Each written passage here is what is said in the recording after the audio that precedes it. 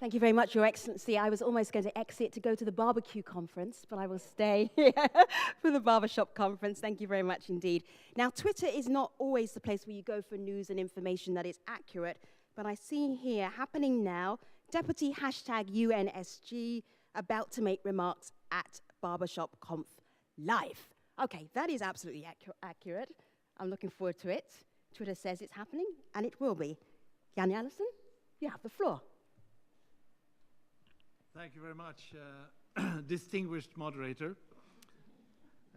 Mr. President, I think you gave a couple of good Twitter lines there at the end that I hope will be going around the world right now. Ministers, Excellencies, ladies and gentlemen, dear friends, it's a true pleasure for me to join you and be with you today at this very unconventional and innovative gathering.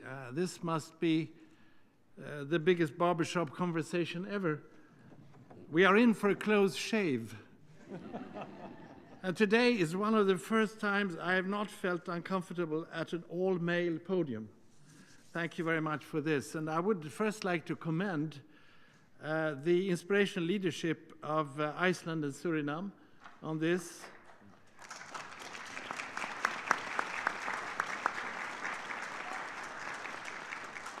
It was not so long ago in a shoe shine shop in New York, about 200 yards away from here, on a Saturday, we were dressed casually, both of us, that I met with Ambassador MacDonald, who enthusiastically introduced me to the concept for today's event, at the consternation of the other people in that shoe shine shop.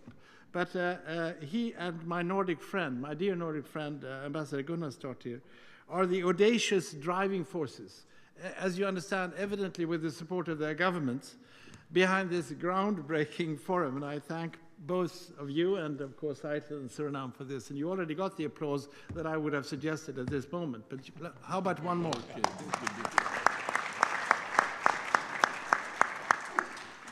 This barbershop conference, of course, aims to jolt our thinking, to make us dispel cliches, and in the end, of course, to change behavior. Basically, it's about making gender equality as much a cause for men as it is for women. And I also applaud the focus today on ending violence against women and girls. From conflict zones to the home, huge numbers of women and girls, as we all know, face now, when we speak, unacceptable levels of abuse and violence. And this affront to human dignity must be brought to an end. Ladies and gentlemen, this event takes place in the lead up to the 20th anniversary of the Beijing Declaration and Platform for Action, and I'm glad UN Women's driving leader from Zile and her colleagues are here today also. We should support them in this great work they're doing and giving great attention to gender equality this year, 20 years after Beijing. All around the world now, there are events taking place as part of this campaign under the title, Empowering Women, Empowering Humanity, Picture It. In addition, the current review of Security Council Resolution 1325 on women, peace and security is an opportunity to promote women's role at the negotiation table and in peace-building work. I have mediated, I think, in 6 different conflicts around the world, and I still haven't seen a woman on the other side of the table. And I think this is unacceptable. I can assure you that on my side of the table, there have been women. The Secretary General Ban Ki-moon and I are convinced that this must be the century of women and girls. It is up to us all to make this a reality, and I think this meeting is part of this huge effort that will happen on so many fronts. Ladies and gentlemen, today we are giving recognition to the important work of the He for She initiative, which is bringing one half of humanity in support of the other half for the benefit of all.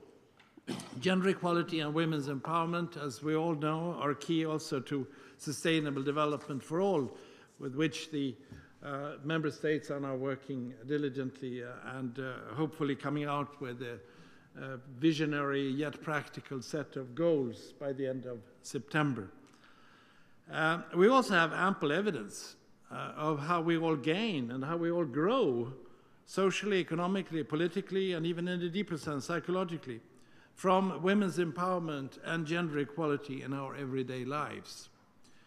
At the same time, we have witnessed how painfully slow progress can be. 20 years ago, 12% of parliamentarians in the world were women. Today, 2015, 22% of the MPs are women. That's nearly double, yes, of course. But after 20 years, we are still at only a ratio 1 to 5. It's not enough. Further, women's participation in the labor force remains too low. We know that economic growth is closely tied to the level of women's engagement in the labor force, and the economic autonomy of women underpins their political and social rights.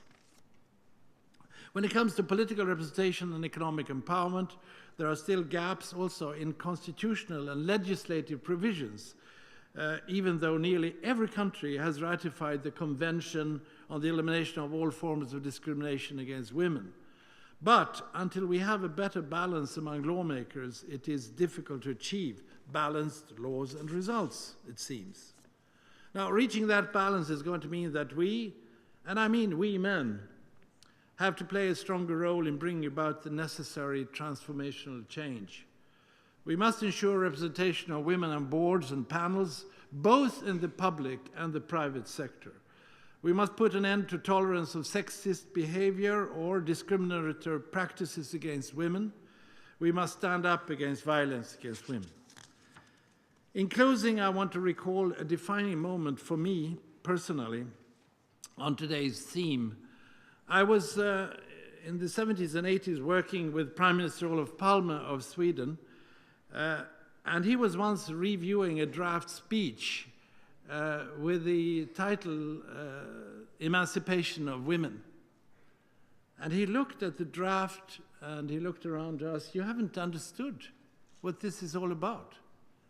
Yes, it's about emancipation of women, but you must understand this basically is about emancipation of man, meaning, of course, the emancipation of mankind as a whole. We are all benefiting. We are all strengthened.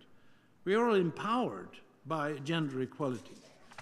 And I would end with the question, isn't it high time to convert such wisdom into reality? This is potentially a liberating moment for all of us. So let's seize it. Thank you very much.